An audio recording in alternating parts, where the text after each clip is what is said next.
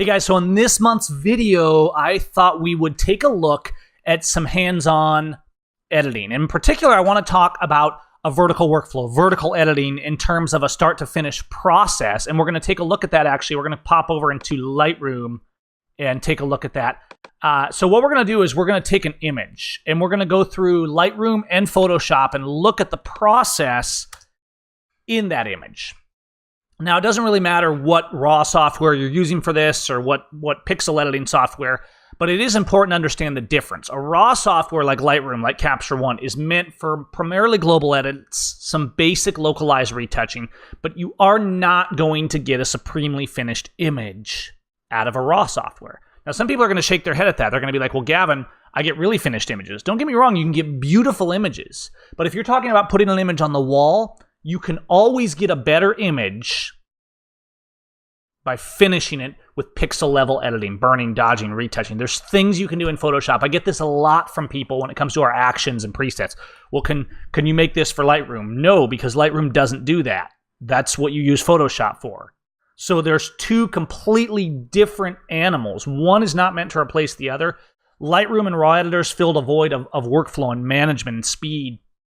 Great for dynamic range. But Lightroom is not an editor to finish an image. If you really want to perfect it, put it on the wall. Now, what I want to do, I've taken an image today, and I want to talk a little bit about vertical editing. Vertical editing is this concept of kind of you start at the bottom and you keep working up in a way that you can go back. You can manipulate things as much as possible. We're trying to be as non-destructive as possible. In a RAW edit, okay, let's go into the develop module. Here's a RAW image. In fact, this is an image. It's been sitting here. I've never really worked with it much. This was taken actually during the filming of Exposed, and it's a neat spot. We hiked a long ways back in here. There's videos in my Exposed workshop that were taken at this punch bowl, and it's really cool. It's a neat image. The light's a little flat, and there's not a sunset or anything radiant. There's not like a deer standing here with a giant rack across, sipping out of the water. There's nothing here that's mind-blowing, right? And so I think for that reason, I've never done a lot with this image. It's probably not going to win any awards. It may not even hang on my wall, but it is a nice image. And I chose this image today because I actually want to work with an image that's a little bit weak so we can present a little bit of a challenge and think of it from that perspective. It's easy to edit a phenomenal image, and we should always try and get it the best in camera as we can. But we should also know how to use our digital darkroom to manipulate that, and we're going to see if we can bring out some of those tones. We have a pretty good looking histogram up here, and I'm just going to start with the RAW process, okay? Because with the RAW process, we absolutely can get a really nice looking image, and we can work really good with pulling out dynamic range because we're working directly with a RAW file. Whereas as soon as you open in Photoshop, yes, you're in a lossless file, but you're still essentially ending up with a second generation file. Once you open up in Photoshop, it's now a TIFF or a PSD or something like that. It's exported file. It's now a file that you're working destructively on. Whereas everything you do, and I want to kind of help you understand the difference, everything we do in a raw develop mode. So if I adjust exposure, right, I crank up the exposure 2 stops, which is obviously too much here, don't get me wrong. So we can see our histogram, we can see how everything's changed. The raw file, of course, hasn't changed at all. And I know these are fundamentals, but I want to make sure we understand this picture here, okay? If I now, let's say I did this in a preset. I have a preset, and it does 0.4 exposure. If I click that preset again, like it doesn't now double it, right? Because it's setting the exposure to 0.4. There's only one adjustment of a given slider. There's not 2 versions of the slider. You're not stacking the slider. It's one non-destructive edit. And if I now change the exposure back down, it changes it back down. The raw file hasn't changed. So I'm drawing the information directly out of that raw file. This is the first step of my vertical process because I'm starting at the base. The base is my raw file. And now I can work upward from there in a way that maximizes my quality and fulfills the ultimate vision I have for an image. Okay, so I'm gonna crop this, straighten it out just a little bit. All right, just real quick. We're not gonna get fancy. I'm gonna bring this in a little, in a way that seems maybe a little more viable. Okay, so we're going to kind of go maybe like this. I don't know. I don't want to lock myself in too much. A lot of times I will actually crop afterwards. So I'm just going to crop a little bit because I want to maintain the information. I just want to straighten it out and crop it up a little bit. Okay, nice image, right? Now, again, we're in that raw process. Everything we do here is non-destructive. The moment we go to Photoshop, all that changes. If I go to Photoshop and I run 0.4 exposure, it increases the exposure, right? If I run 0.4 exposure again, it increases it again. Now I've added 0.8 exposure. And so it's a destructive process. Now, it's true that we can use layer masks and things like that for a non-destructive method, and we're going to talk about this in our vertical editing process. What I'm getting at with this is that it's a different mode of editing. Lightroom is essentially one layer deep. Now, there's some plugins and there's some things you can do, and yes, you can do brushes and things like that and kind of get a semblance of layers. But a raw processor is pretty much one layer deep. Okay, and so here is this layer, and on this layer you have all these settings which are very powerful. Now I'm going to browse through, and I'm going to just look at a couple different presets. Of course, I could do all this manually. There's nothing wrong with that, but I'm just going to try some different things. Now, these are some presets that are kind of bringing out a lot of dynamic range, but that might actually be too much because there's not really a lot of dynamic range in this scene. So I'm going to use a light process, which is making sure that we're retaining detail in our water. We've got no clipping in the highlights and very little clipping in the shadows. And I'm going to actually recover that by bringing up my shadows just a little bit. But I do want some contrast, okay? So from the raw that we started with to this, we have brought a little bit of pop, a little bit of dynamic range, and it looks pretty good. I'm going to play with my white balance just a little bit and cool it off just a touch, okay? Looks pretty cool. Now, I can go down here and I can do the same thing. We talk about this in Lightroom workshops. You know, I could tweak with the blues and the teals and the aquas and change saturation on things. See how I changed the aqua? I noticed that there was a little aqua down here in the water. And so by manipulating the aqua a little bit, I can bring a little bit into that, into the blue. I don't want to do too much, right? But I can bring some dimension into this that might not otherwise be there. And I can do this kind of throughout by working with the channels, right? See what the yellows, how the yellows punches it up a little bit. And this harkens back to the concepts of photo filters and things like that we would use in the film days. So the computer is our darkroom now, right? And I can manipulate these different elements and channels to now get an image that's actually looking pretty nice, but it still needs some work, okay? But I've got a nice raw process. Now you might say, here's the issue. In a one layer deep editing environment, we get in Lightroom, and I see this a lot with people that are only using one or the other, and they're like, well, it looks good, so it's good enough. Every time I hear somebody that says, I just use Photoshop, or I just use Lightroom, or I just use Capture One, I'm like, you're cutting off half of your process. The vertical edit is a building block. You start with a foundation, and you complete with a beautiful finished image. Now, maybe with the kind of work you're doing, a basic edit is fine, and Lightroom is all you need. And admittedly, if I'm doing a project, 90% of the work will be done in Lightroom, and most images will never go into Photoshop. Only the best of my work is going to go into Photoshop, but there's nothing on the wall here in the studio. There's nothing hanging on the wall that hasn't been in Photoshop, because I can always make an image better, and we're going to show you that now. We've done a one layer deep edit in this raw file, okay? One layer. Now I could enhance this a little bit. If I didn't want to leave Lightroom, I could come up and I could use some brushes and do a little burn and dodging, but it's not going to be the same. I've done this for a lot of years, and I could make this look really good in Lightroom, and I could make it look better by utilizing my tools in Photoshop. If we really want to master our craft, we need to master our tools. Now that's not to say there's not other pixel level editors that you could do similar things. Photoshop is the most powerful as far as I'm concerned, but competition is great. I'm just saying that understand that difference. This is the first layer of a good vertical edit. It starts in Lightroom or in something like Lightroom. Now, some people say, well, I just use Photoshop. In my opinion, you're losing out there too, because if you don't use at least Camera Raw or something like that to do an edit like this, if you don't do that first foundation edit, you're missing out not only on the workflow speed, but on the ability to manipulate that data directly in the raw file, which I find to be a very powerful thing. Okay? Now, I've never edited this photo to completion, so who knows what we're going to come up with here. It could be interesting. Okay, so we've done the first layer. I'm going to pop this into Photoshop. I'm going to open this as a 16-bit image in Photoshop, and I'm going to start using the tools that I have in Photoshop. Now, you can use whatever tools you want for this, but I'm going to use things like Loomis and Alchemist, and I'm going to explain what I'm doing in case you're not already using those tools, but these are our action collections. Loomis is immediately going to give me this map. I'm going to build this tonal map, and I'm going to be able to see that immediate feedback of what's happening in my image, and then manipulate those tones individually. Okay, so what do I see right off? Now, I don't want to turn this into a Loomis workshop, so I'm not going to linger too much, but this is a map of my tones, and we can see the highlightest area. It's actually a really cool tonal map. And we can see the highlight area goes right down to here. And it's up in the zone 10. But if we go back, we can see I'm not truly clipping, okay? So we did some highlight recovery in here, and we could do more. You might argue, well, Gavin, you should do more. You should bring more dynamic range back into this, okay?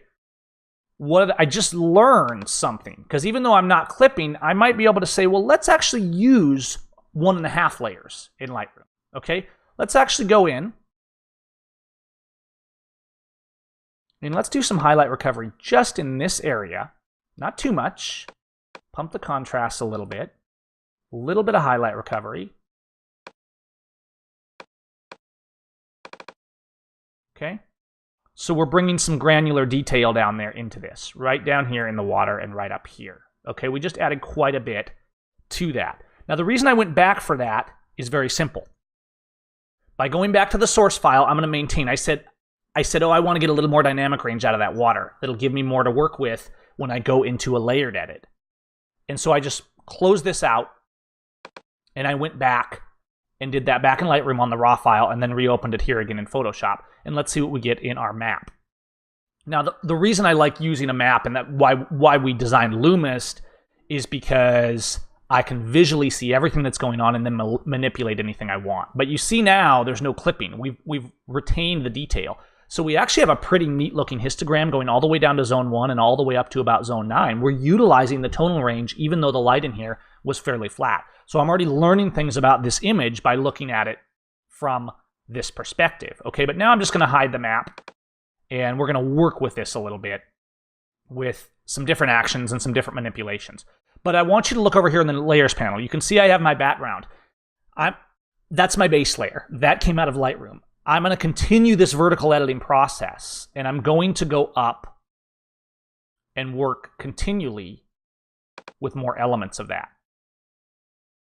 Okay, so I'm going to take, let's say, my zone 3, 4. Let's take like 4 and 5. Okay, so let's take 4 and 5, and I'm going to feather that.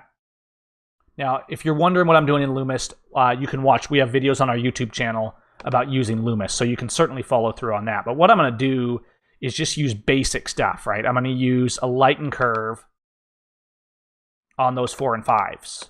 And see what's happening? Look what's happening. I'm bringing this dimension, okay? Look at this. Now, I could, admittedly, you could do this manually. You don't have to use actions. You could make a layer mask. This is just a layer mask with a curve. What Loomis did for me is just allow me to quickly select it. But see how I've expanded the textural detail of the water, and yet I didn't really select the center. So I preserved the details in the center while bringing some dimension into those other areas, okay?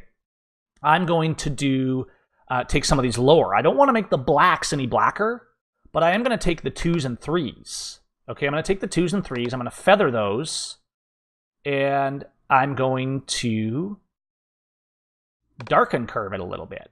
All right, now look what's happening. I'm getting separation and dimension here. But at the same time, I feel like this one's a little bit much. It's infringing on the territory of my water. So I'm just going to delete that layer.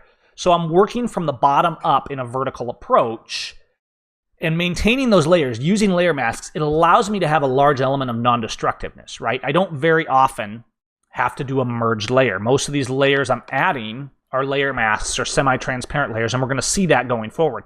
I'm going to take zone 1, feather it, and just darken zone 1.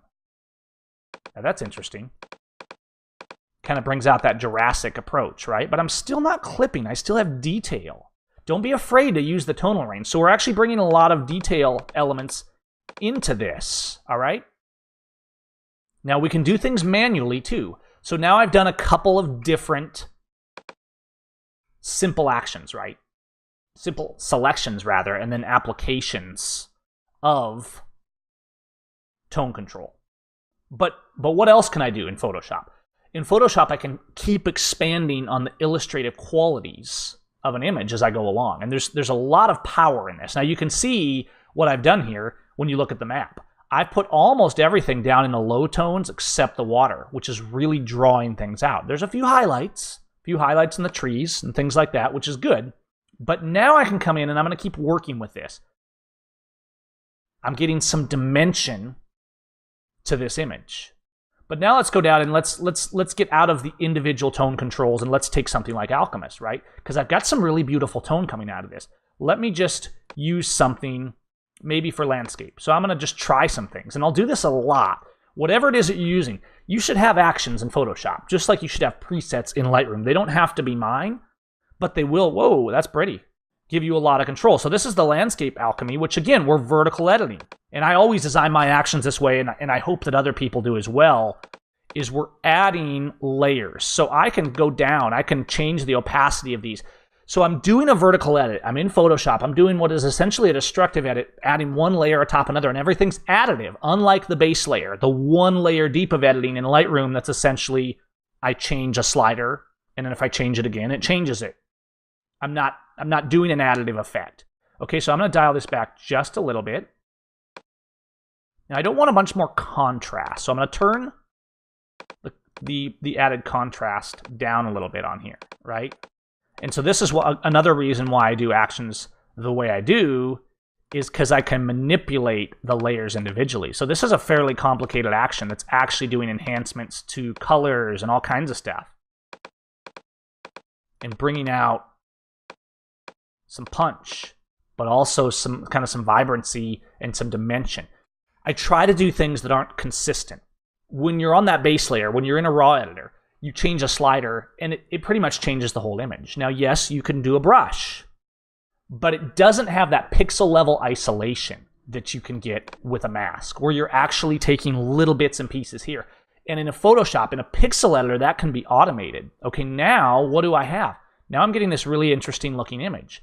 Let's just do a little bit more. How about Magical Haze? Let's see what that. So I'm actually using my Alchemist actions right now for this. This is interesting. I'm not sure I like it here. It's a softener kind of look, but it's fun. So this is how you learn, right? This is how you expand the visualization. You have a vision of what you're trying to do, and then you just keep working with it. Another one that I like, and let's go back up to Loomis here, is down in the one clicks. It's called Luminous. I'm going to run Luminous. And I think that's putting a little too much punch because we've already done some manual controls. So I don't want to get my darks too dark. I'm going to go back down to Alchemist. The reason I'm showing you this on an imperfect image, and I'm showing you a process where I don't have a plan. I didn't come in with a plan knowing what I would apply or what I could run. Now, we're going to do some manual things outside of actions too. I'm not showing you this way so that I'm saying you need to go buy my actions if you don't have them. I'm saying in a good vertical editing process, you're not only thinking of workflow and functionality, but of finished quality. If I look at Landscape Alchemy, I'm not likely to have come in here and manually come up with this combination, okay? Because it was a careful combination that I came up with, and then I preserved that combination because it worked, and that's what an action is. And you can make your own actions and do that as well. You can buy other people's action packs. And so when I make an action pack, it's immensely focused on that high level of refinement. But this isn't about actions. This is about thinking about what you're doing. It's about going in and manipulating those layers. See all these layers that we've added here?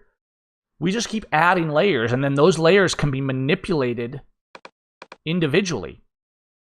Okay, so I'm going to work on a couple other things here. Let's go back down, and let's just try, I don't know, something like foliage enhancer. You know, maybe I'm going to overdo it. I don't want to overdo it. This one didn't do quite as much. Did do a little, but honestly, I liked it the way it was with Landscape Alchemy. So I'm going to leave it that way. But what I am going to do is come down here and use some color mistings. Again, something I could do manually, but I'm just going to do it to save time. And I'm going to use Sunfire. And let's see if we can actually bring a little bit of light radiance kind of coming down across here. So I'm moving this around, right? Because it's a layer. It's vertical editing. And I'm actually going to bring it kind of across here on this side here, right up here. And I'm going to move it around. I'm going to see, okay, where would this light be coming from? And how can I use it to enhance my image? All right. Now, at this point, we're actually doing kind of illustrative level work, right? Now, I'm going to come in here. I've applied that. It's too much, of course. So I'm going to dial it down to where it's just a hint, just a warm glow. kind of swinging across down from the sky here. Okay, just like that. Bringing a little bit of punch. Now let's actually try it again. Let's try the movable sunlight this time, which is going to be a little more yellow and less orange. And I might not like this, but let's just see how it feels. I'll use this stuff a lot of times, things like this across the top, to kind of bring some luminance dimension into it. And I'll decide its placement by just, I'm hitting Command T to resize it and just kind of moving it around to get these different looks, right? And I'm trying to mimic a little more sunlight coming in from the top. I might actually even change blending modes to make it a little more intense. I just switched this one to overlay. Again, vertical editing. We have complete control layer by layer over each element, and it's bringing out different levels of dimension in our image. So let's see where we started. Look at this. We started here, and see what's happening. We started with a good image, but let's say we were doing a portrait or something like that. We started with this good image, and we just keep making it better. Now, maybe you're a purist with your landscapes and you're like, oh, I don't want to edit it that much. You can still come in here and you can do the things with tone that we're talking about, because this is the digital darkroom. That's what makes a master of light, is somebody that understands tone from start to finish, from camera to print. And so we're getting this kind of neat overall effect as we add this. Now, I'm going to go and I'm using these kind of color mistings, right? Movable greens, movable blues. All I'm really doing with these is I'm taking a nice soft overlay of color, and that overlay of color is allowing me to essentially paint color into certain areas to bring out the richness that I want in those areas. So I'm adding more green, I'm adding more warmth, right? Whatever it is I might want to do. And so I'm adding these mistings over the top. I could do it with blue as well. Let's see what happens if we add a little blue down towards the water. And you can see how we can bring some more blue in there. And we're blending, we're combining these warms with these cools in a way that becomes very interesting and illustrative. Now my file is getting huge here, which is part of the nature of the beast with these. But see what's happening. We're getting this variation, we're getting color variation all over the place here. And I can still go back, because all these are stacked layers. I can still go back and move it, dial it back in certain areas, right? Control, control, control. Okay, so this looks pretty good. Now I want to finalize this with something manual. Okay, so we've talked about starting in Lightroom, getting the control, okay? Getting the ability to have all the tonal ranges, all the values to get the basic process, then coming in and working in a pixel level editor like this. This is vertical editing. This is starting from the bottom and thinking through your visualization to the end. And you notice that all the layers since we've started here are mostly non-destructive layers, right? My base layer is still here, and all of these layers stacked on top are just transparent layers. If I were to turn off my base layer, all you would see is a bunch of misty colors. That's all I've added. It doesn't look like much, does it? But it's a lot when the base layer is on. So the vertical editing process only does a destructive top layer when necessary. For example, I'm gonna do an action for this. You could, of course, just merge these together in a group. So let's say, okay, let's put all our edits in a group. I'm gonna put them in a group and call it edits 1, okay? So this is all the edits we did with the actions. I could make a copy of this. I could drag it down, copy this, and merge it. But I also have a shortcut action in my action set. It's called top layer from current state, which leaves everything alone below and adds a merged layer with all those edits. I still have my layers, but bear in mind, now I've done a destructive thing in the sense of my vertical edit. So I do this only when I'm ready to. If I turn off all the edits, nothing changes. If I turn off the bottom layer, nothing changes, because this top layer is a merge of all the things I did. Now, I could, of course, delete that and go back a layer and manipulate the layers before it. So I don't have to make a top layer a lot. I'll usually make a top layer when I get to the end if I want to do maybe some cloning, some retouching clones, or I want to burn and dodge. Now, there's ways around this. In fact, I have actions for things like a burn and dodge layer. So I could do a burn and dodge layer, or I could do a cloning layer. I could be like trying to retouch sticks out, let's say, And I could do that on a layer that's semi-transparent and then use the lower layer, the base layer, as the target. But a lot of times when I'm finishing, when I know I'm close, I'll do what I call my finish layer. It's the top of my vertical edit. It's the crown. And it's where I just go in and manipulate things manually. And I can always go back if I want to, but usually I don't need to. So I have an image that looks good. I'm going to do it this way because it's kind of a traditional Photoshop way to do it. You can apply this however you want. What I'm going to do is now start using manual tools, not actions. Now, I could use Loomis. I could do more with Alchemist, but I'm going to do some burn and dodging, and I talk about this a lot. I selected my burn tool, so that's darkening. Harkening back to the darkroom once again. Up here, I can control whether I'm targeting shadows, midtones, or highlights, and this is incredibly powerful. You can kind of do this in Lightroom, but it's nothing. It's nothing like doing it in a program like Photoshop, and you'll see this in just a minute.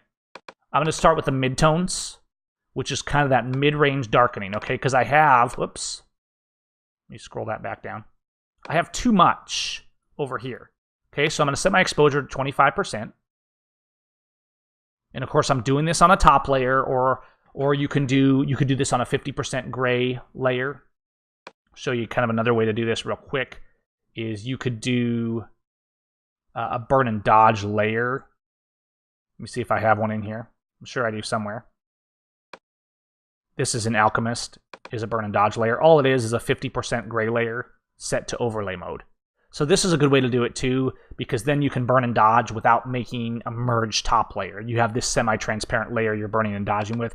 The only downside of that is sometimes I feel like I get a little more artifacting in that, which is why a lot of times I'll do it this way. But you can see how I'm kind of taking the intensity out of the corners, out of the top, right? Why do I do this? Remember, the goal with an image is always to draw the eye to the subject. You want to lead them through the scene and draw them to the subject. If you use burn and dodging correctly, you can make the viewer's eye go wherever you want it. Tone, as my late mentor Ken Whitmire always taught me, is one of the least understood and least utilized factors in image making. And I talk a lot about this in Exposed and my other video workshops, and we could go into that at length. I talk about that in my live workshops as well. But for now, you can see what I'm doing. It's so much easier and so much smoother doing it here than in Lightroom. Now look what's happening. I'm not getting rid of these details, but I'm diminishing them substantially so that they don't become focal points for the eyes. I'm kind of doing a vignette, but I'm doing it with a lot more control than just a generic vignette. Okay, I'm darkening. Now that's midtones. I'm going to darken my shadows a little bit, but I got to be careful, right? If I cranked up darkening shadows, I would start turning everything black. I don't want it that intense. Okay, so I'm going to just gently darken some shadows in areas like this. Again, I'm doing this selectively. I've done this for a lot of years, and the more you play with it, you really just have to play with this. As you do it, you'll start to realize what you're changing to draw the eye. Now I'm darkening highlights, something you got to be careful with. I don't have to do this a lot because I recovered my highlights a lot on that first layer, but what I can use this for in particular is areas like this, where I have this tree, let's say, but I don't want this to become a focal point. Here's this long line, and I want to diminish this down so it's more subtle. Some of these leaves back in here, right? So I'm taking the highlight tones down on those a little bit so that they don't become a focal point over here in the frame. And I might crop this down a little bit as well. I'll do it up here. I don't want the edges of the frame to become focal points. I don't want leaves on rocks to become focal points. Okay, so burn, burn, burn, right? Now I'm going to go back to shadows. I'm going to burn down, not a lot. That's too much. Let's go down to about 15%. Now see, I'm burning in this water a little bit. And by burning the shadows in this water, I'm bringing out the streaks in this water. See what's happening here? I'm allowing the natural texture of the water to come out. And I like it. Now I'm going to do the same with midtones because they're a little more versatile. And I could actually come in here with a tablet brush if I wanted to. And I got a fairly soft brush. You can see my hardness is very low. And I could bring details. I'm actually going to switch to my Wacom so I have a little more precision here real quick. Okay? Now watch what I'm going to do. Taking my brush. Don't want it too much, just a light burn.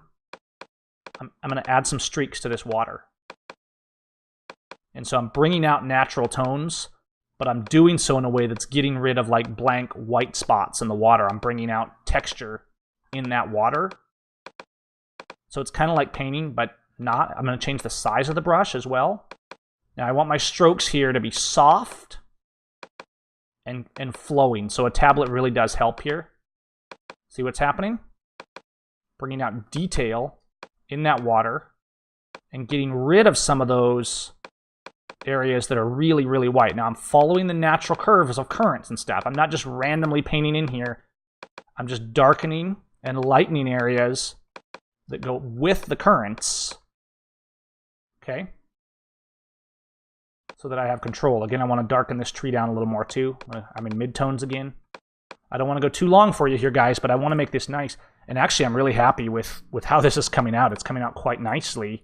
I've never worked this image before. I've done quick edits in Lightroom, but it never quite had everything I wanted. I always felt like it was a little weak, and maybe it is, but look what's happening with these tones. Beautiful.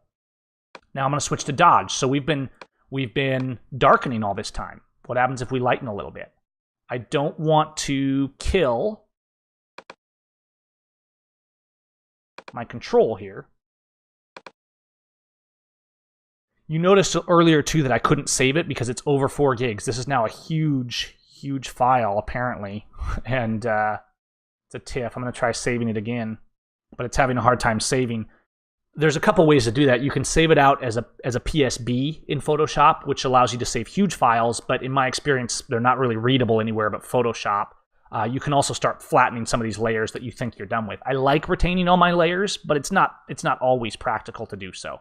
All right? Now, we're in that dodge mode, okay? Again, I'm focusing on this water because these beautiful falls here are really our primary. Okay, so I'm gonna start dodging a little bit in the highlights.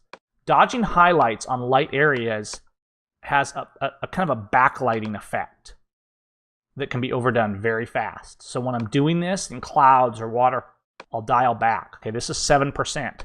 What this is gonna do is I'm adding some of that natural streaking. I'm separating shadows from highlights as we work down here, bringing those details into that water, but I don't want to clip it, so I'm doing so gently and carefully. That's a little much. I don't want to overdo it. Got to be gentle with the highlights. Now, if you want to do this a little less, we can go to midtones, and it's going to be just a little bit less intense. It's going to have a similar, whoops, that's still highlights, similar effect, but with less intensity, and it's going to target those midtones a little more, so we can actually do things like bringing out the water mist here, down through here.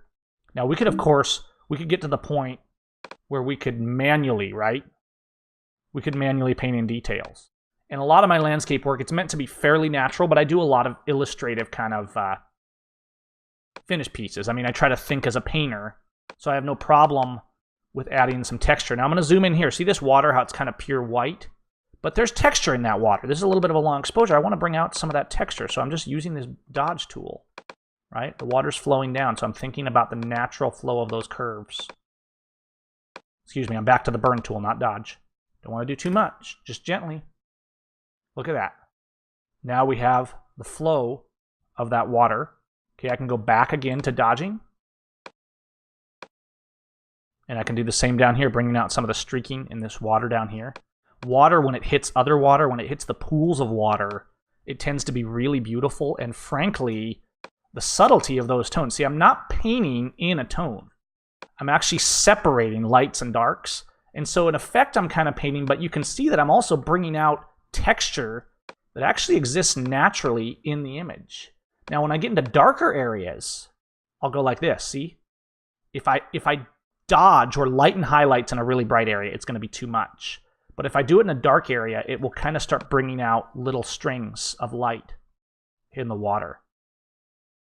Okay, I'm going to go back to midtones. This is how I think. I've gone through, I've used actions, I've used all these tools that are at my command. I'm trying to prevent areas that draw the eye, right? I don't want areas that are too dark or too light. I want a balance. I might even dodge the shadows a little bit in some areas and lighten up shadows. Now, you might be looking at this and thinking, hey, you got too much saturation. This water's not quite natural. Now, there is a natural aqua hue to this water, but you're right. It's a little over the top, and that's where the sponge tool comes in. It works just like the burn and dodge tool, except for you can desaturate or saturate. And I'm actually going to desaturate, not a lot. I'm just going to do a little desaturation in some of these areas to make sure we kind of maintain a degree of natural feel to this water. Okay. But I like those blues. I like those teals that are in there. And again, I'm bringing out texture. It's almost like we're painting here, right? Now I'm going to go to saturate. I'm going to do the opposite on the falls because they're pretty flat color-wise. And so I'm going to bring out a little bit of that texture so it's not flat. Kind of work with that a little bit. Right around the rocks, the plants here. Because this is my focal point. So I'm drawing the eye in. Okay, now what? Look what we got. It's looking good. Okay, again, I'm going to do a little dodging. Now I'm focusing on the rocks. So I don't want to do too much. That's burning, sorry. Dodge. Midtones. Look at this. Just going to bring this stuff out a little bit on these rocks. The texture, the moss, all that stuff leading the eye right up into there. Got lots of texture in here. At this point, I'm doing micro adjustments. So I'm switching between burn and dodge. I'm darkening some areas down. I want to make sure that this back area of the image doesn't become a focal point. Okay? And we're probably actually going to crop some of that off. I'm going to darken the top a little bit. These logs and this texture up here is really cool, but I want to use this log as kind of a stop point that prevents them from leading the frame. So you lead in, you go up, you hit this log, you follow it right back down to the focal point of the image. Don't underestimate these little things, not only in how we compose, and we talk about lines and things a lot in my photographics workshop, but also in how we edit, because by lightening and darkening, I want the texture. I want people to see the detail and the light when I print this back here. We're trying to make, I say this a lot, we're bringing the two-dimensional world, we're bringing the three-dimensional world into the two-dimensional world. And so I'm going to actually do things like separating, darkening areas back here so that the rocks in the foreground are lighter. And so I'll actually start doing some things where I'm darkening areas between rocks and boulders and stuff, because this is going to start bringing out. So you have a little more shadow here. I'm bringing out, I'm going now, I'm feeling this. I'm bringing out details that dimensionalize the image. Flat images, HDR just means high dynamic range. It's great, but flat images are not ideal in most cases. Okay, now I'm going to go back to desaturate. I don't want to get cheesy with my water here. So I'm gonna actually pull out a little saturation in some of these areas in the water. I don't want it black and white. I don't want it monochrome, but I don't want it too much. I want that teal feel in there to, that was in the water. And we know that was in there naturally because when we were back at our base edit in Lightroom, we adjusted the teals and we saw that move. So it's a natural hue in this water, but now look at this. Now it's coming out. Now we're getting this dimension. Now I might go back and do a dodge, but I'll make it larger, right? It's kind of the reverse of a vignette. So I might come in here, take a dodge, and dodge a whole area. As long as I'm not clipping, again, I'm drawing them into the focal point, which is kind of right in here where the falls are. Okay? Look how much we've done. This is just our burn and dodge layer. So you thought we did a lot with the first edits and the actions. This is a whole nother animal. Now, I could have used actions for some of this in Loomis and done selections, but nothing replaces that old school thinking like you're in the dark room kind of mindset, right? Because you really can bring stuff out. Now I'm going to darken again. I continue darkening. You know what I've learned as I work an image? I keep getting more and more intense, right? I darken more and I think, oh, maybe it's too much. And then I find myself coming back and doing it even more, controlling those tones even more. So mid-tones, shadows, right? Keeping these elements over here, down here, keeping this stuff from becoming a distraction, but not clipping it down there. I'm not killing my dynamic range. I actually have range in this image that's really phenomenal. Darkening down these logs, these trees, this area over here should be really dark. We're leading the eye in kind of from left to right, across, up the falls, back down, really taking that in and enjoying that. I could actually dodge the shadows just a little bit. Now, I don't want to do this too much because I'll start introducing noise if those shadows are really dark, but you can see I can bring a little more texture into the rock right here, right below the falls there. Let's get down in there behind those falls where it seems like there's nothing there, but there actually is a little something there. Start bringing that out just a little bit around those falls and then these rocks. Yeah, look at that. Okay, I think we're about done, and I don't know how long I've been going. Quite a while. This turned into a long video, but I hope you guys learned something from it. So we've done kind of three things in this vertical editing mindset. We started with a good base edit. I'm going to actually merge my Photoshop edits so that I'm able to save this in a normal file for now. I may come back and say this is a PSB later, but I just want to make sure I don't lose this. So let's take our edits, do a snapshot of this in case I want to come back. Okay. Now, what did we do here? Let's actually look. Here's what we started with. Here's what we ended with.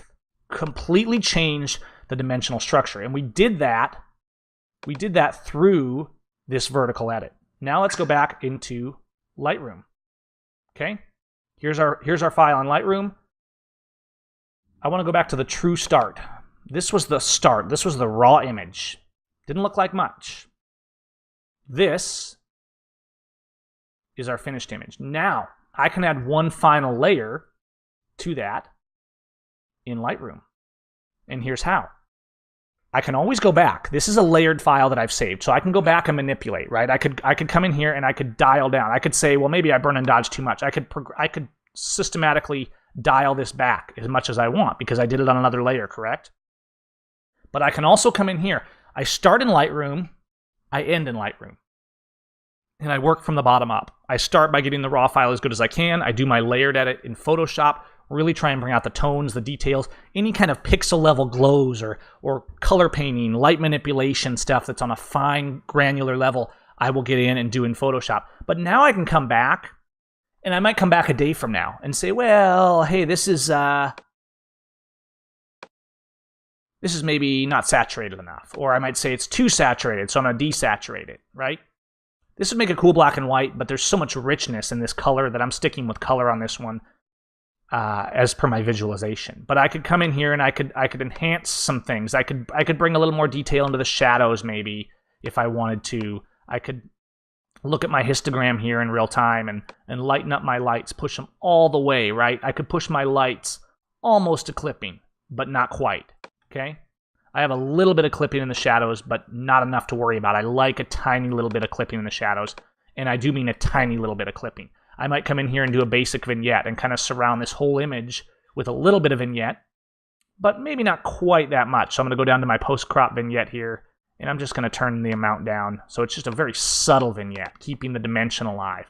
And so I might do some final color manipulations, because now I'm back to a global manipulation that gives me a lot of control. And so I could do some adjustments to white balance, to split toning, things like that. I could adjust the color channels again and do things with those to brighten or darken things, to control different elements in the image and maintain the detail I want. So typically, in most of my images, you'll be seeing this. I will have started in Lightroom and then ended in Lightroom with a gentle final edit. And usually it is very gentle. And then I might finish with something like a preset, for example, that does a little bit of grain. I like that because I like that natural look. I've done all this pixel level work, so I might use like a Film Magic preset, which is a little bit of noise reduction, adding a little bit of granular texture, and just kind of keeping this nice and pretty and beautiful. And here is the result.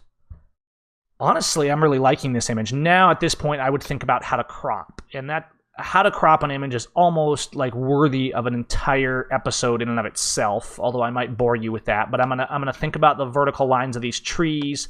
And again, I feel like if I come all the way over here to the left, these little branches are almost leading me out. But I don't want to cut a bunch off the bottom. So I might go a little bit more to a square crop and end it right here, kind of with these dark trees over here. Again, look what's happening. And I may play with this a little bit after I'm done. The eyes kind of hit these trees and bounce back. I'm keeping the eyes in the frame and controlling that texture, that richness, and that detail. That was a vertical edit from start to finish on an image that I've never worked before and I've never finished before. And I'm still at the stage of, okay, I just did this. How much do I like it? Do I want to print this? Do I want to put it on the wall?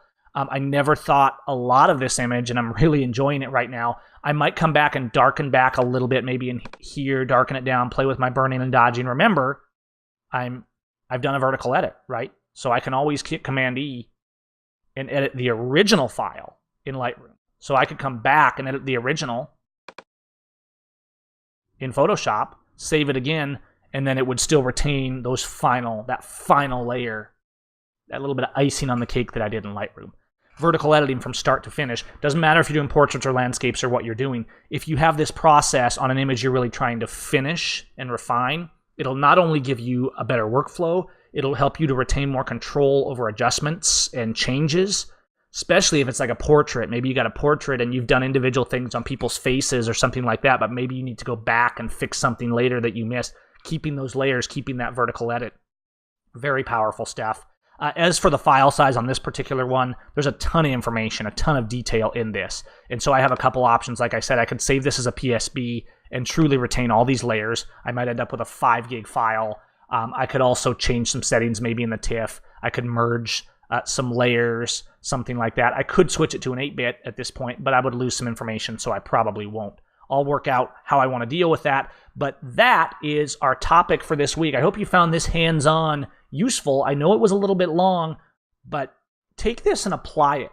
Take some of your actions, take some of your presets, take some of your manual edits and refinements, and start from the bottom. Start thinking through in your mind's eye what you want to see, and then start working toward that goal and building up and working them in both systems, both the base edit, the raw edit, and the pixel level edit.